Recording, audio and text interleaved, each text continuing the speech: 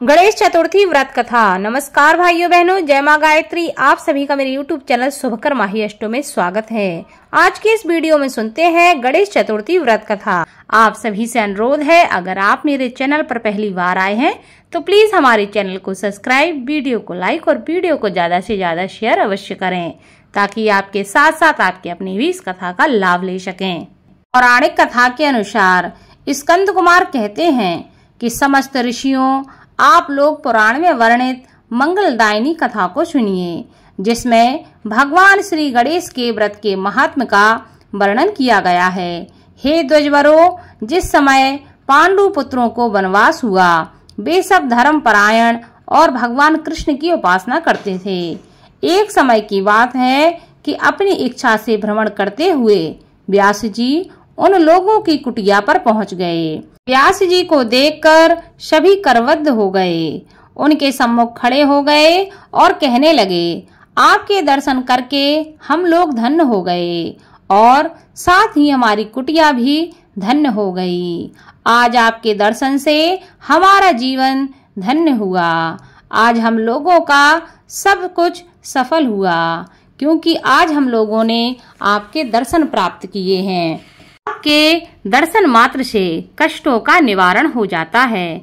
आपने मेरी कुटिया में पदार्पण किया है, अतः हम लोग आपका स्वागत करते हैं। हम लोग राजयुत होकर भी आज अपने आप को धन्य मान रहे हैं। ऐसा कहकर पांचों पांडव, भीमसेन, युधिष्ठिर, अर्जुन, नकुल और सहदेव उन्हें प्रणाम करके उनके सामने खड़े हो गए। पाद, अर्घ्य, आचमन और आसन प्रदान करके द्रौपदी ने हाथ जोड़कर उनसे कहना प्रारंभ किया, हे मुनिवर, मैं राजरानी होकर भी दुर्योधन की भरी सभा में केस पकड़कर अपमानित हुई और वनवासिनी बनाई गई। अब मैं क्या उपाय करूं जिससे हमारे सभी क्लेशों का शमन हो जाए तथा हमारे शत्रुओं की पराजय हो जाए। इस प्रकार युधिष्ठिर द्रौपदी के संकट नाशक उपाय पूछने पर सर्वज्ञ व्यास जी ने कृपा पूर्वक उन्हें उपाय बताया। हे महाराज, इस प्रकार संपूर्ण विश्व में आपके जैसा कोई दूसरा धर्मात्मा नहीं है। मैं आपसे ऐसे व्रत का वर्णन करूंगा, इससे आपके समस्त दुखों और कष्टों का निवारण हो जाएगा। इस व्रत शुभदायक, फलदायक, दिव्य और पृथ्वी पर सभी मनोरथों को पूर्ण करने वाला है। इस व्रत के करने से विद्यार्थियों को विद्या और धनार्थियों को धन का लाभ होता है। इस संबंध में एक प्राचीन कथा है जिसका मैं तुमसे वर्णन करता हूँ। युधिष्ठिर, उसे तुम ध्यान से सुनो। प्राचीन समय की बात है। सतयुग में चंद्रसेन नामक एक राजा थे।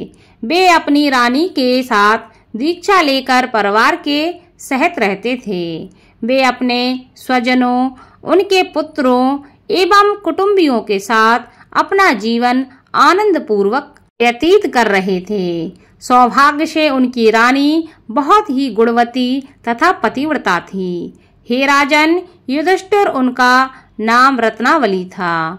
वह पतिव्रत का पालन करने वाली थी। स्कंद जी कहते हैं कि हे मुनिवरों, राजा और रानी में परस्पर बहुत प्रेम था। एक समय दैव योग से शत्रुओं ने उनके राज्य को हस्तगत कर लिया। शत्रुओं ने राजा के कोष पर अधिकार करने के साथ ही सेना पर भी अपना आधिपत्य जमा लिया।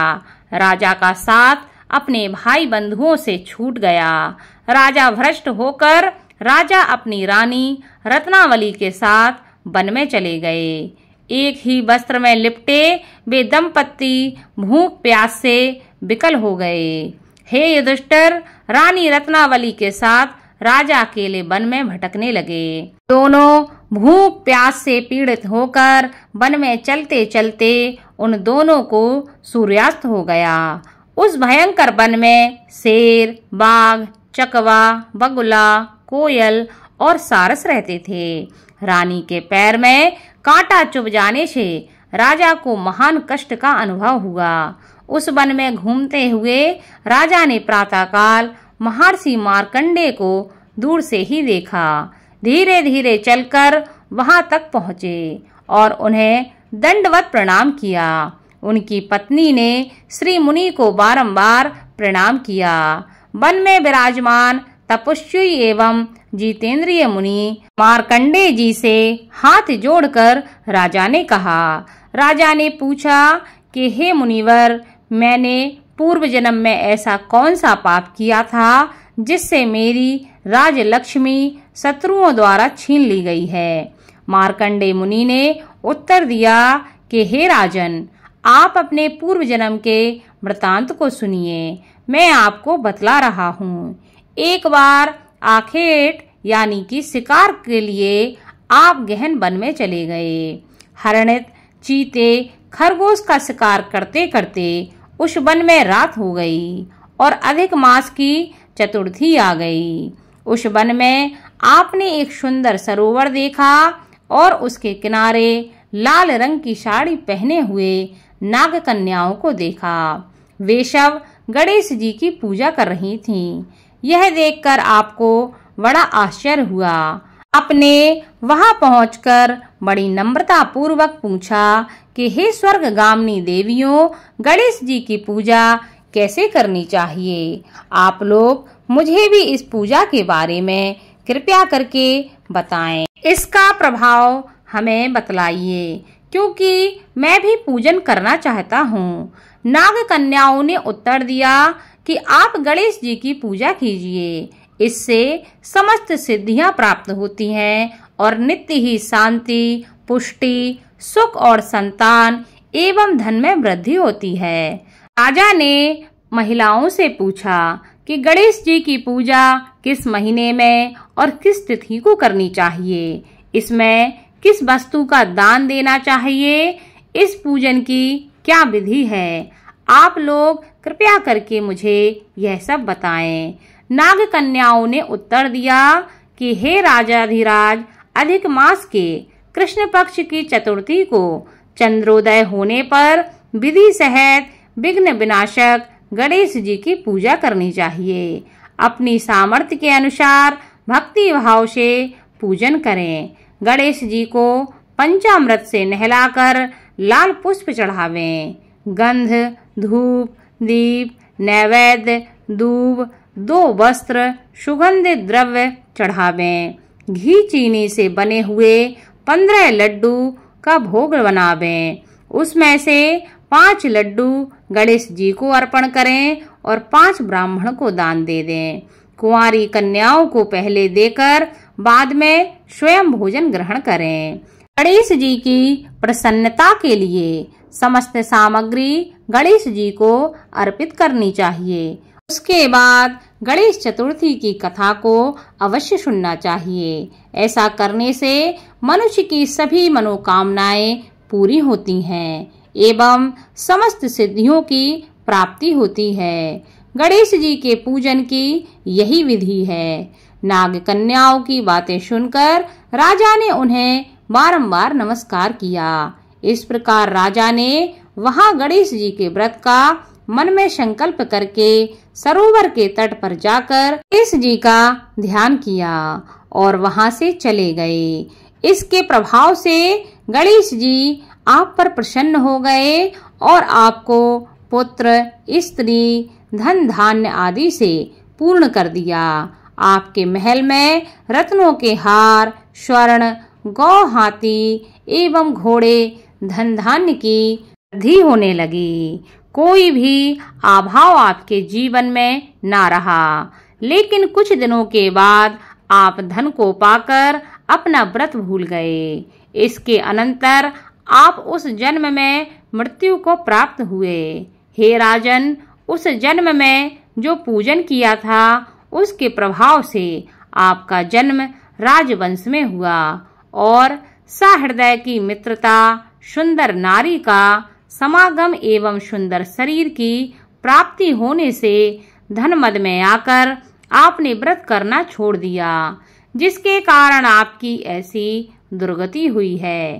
राजा ने पूछा कि हे ब्राह्मण, अब मैं कौन सा काम करूं जिससे वर्तमान संकट से मुक्ति मिल जाए, जिस उपाय से हमारे जीवन के विघ्नों और कलेशों का नाश हो जाए तथा मुझे शांति की प्राप्ति हो। हे मुनि श्रेष्ठ, कृपया करके मुझे उपाय बताएं। मार्कंडेय मुनि ने कहा कि हे महाराज, पूर्वोक्त रीति से आप गणेश जी की पूजा कीजिए और संकटनाशन गणेश जी के व्रत को कीजिए। इससे गणेश जी प्रसन्न होंगे और आपको पुनः राज्य वैभव प्राप्त होगा। इसलिए संपूर्ण कष्टों के शमनार्थ आप स्वयं गणेश जी की पूजा कीजिए। व्यास जी कहते हैं कि मार्कंडेय जी की बात सुनकर राजा ने उन्हें प्रणाम किया और अपने भवन को लौट गए। रानी के साथ राजा ने भक्ति पूर्वक विधिवत व्रत करना प्रारंभ किया। व्रत के करने से उनके शत्रुओं का नाश हुआ। उन्होंने अपना खोया हुआ राज्य पुनः प्राप्त किया।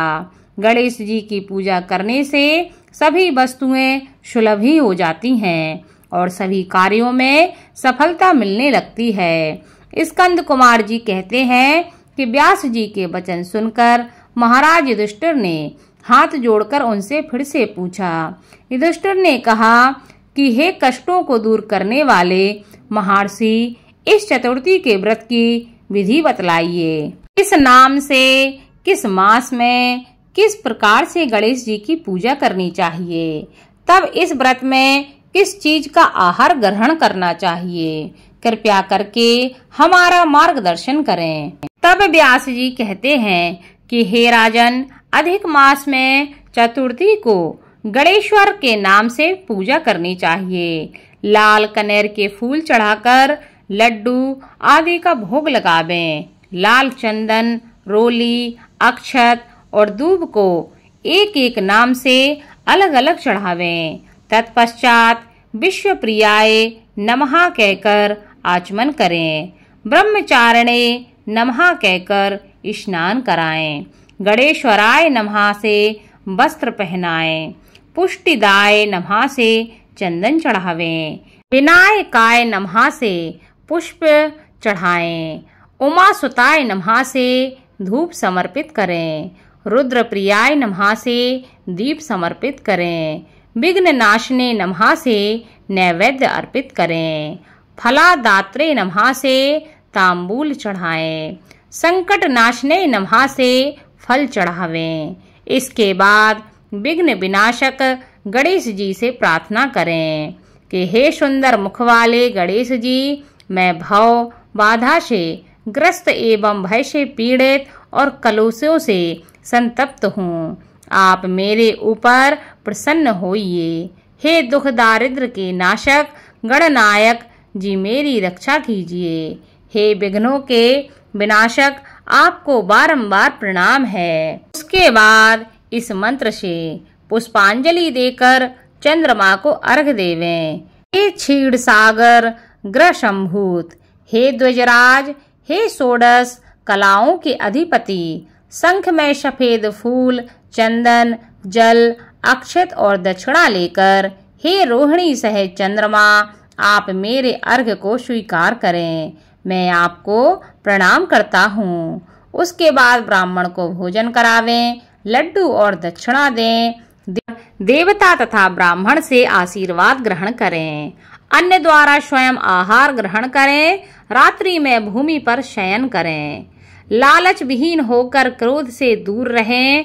हर महीने गणेश जी की प्रसन्नता के लिए निम्न व्रत करें। इसके प्रभाव से विद्यार्थियों को विद्या, धनार्थियों को धन प्राप्ति होती है एवं कुमारी कन्याओं को सुशील वर की प्राप्ति होती है और सौभाग्यवती रहने वाली महिलाओं अगर यह व्रत करती हैं तो दीर्घ काल तक पति का सुख भोगती हैं। विधवा रहकर व्रत करने पर अगले जन्म में वह हमेशा सधवा होती हैं एवं ऐश्वर्यशालिनी बनकर पुत्र पौत्र आदि का सुख भोगती हैं और अंत में मोक्ष को प्राप्त करती हैं। पुत्रेक्षु को पुत्र लाभ एवं रोगी को रोग निवारण मिलता है। भयभीत व्यक्ति भय से रहित हो जाता है एवं बंधन में पड़ा हुआ व्यक्ति बंधन से मुक्त हो जाता है। व्यास जी कहते हैं कि हे राजन, इस प्रकार आप भी इस व्रत को कीजिए। इस संकट नाशक चतुर्थी व्रत करने से आप गणेश जी की कृपा से अपने राज्य को पुनः प्राप्त कर लेंगे। राजा युधिष्ठिर ने इस व्रत को किया। इसके प्रभाव से उन्हें संपूर्ण शत्रुओं को रणभूमि में परास्त करके भारतवर्ष का राज्य अपने अधीन कर लिया। बोलो भगवान गणेश की जय।